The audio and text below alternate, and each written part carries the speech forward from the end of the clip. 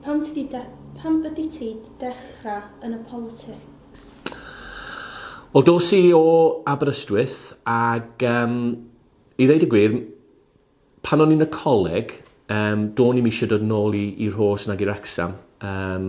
Ymreiddwyd i oedd mynd lawr i Lundain a gweithio yn Llundain am nifer o flynyddoedd, ond nath yn nhad i farw pan oedd yn yr ail flwyddyn yn Aberystwyth.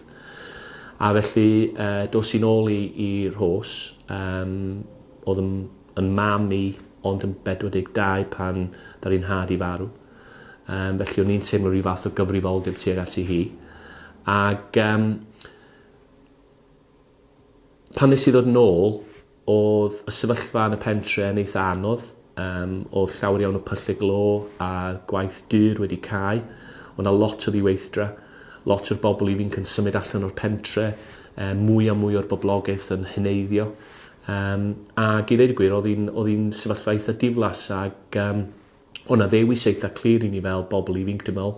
Una i just cwyno a wneud dim byd am y sefyllfa, neu ceisio gwneud rhywbeth. Ac oedd na hen theatr yn y pentre oedd wedi cael ers rhyw 5 neu 6 mlynedd ac oedd y cyngor yn bwriadu i ddymchwel o ac adeiladu fflatiau ac oedd na nifer ohonyn ni'n erbyn hynny.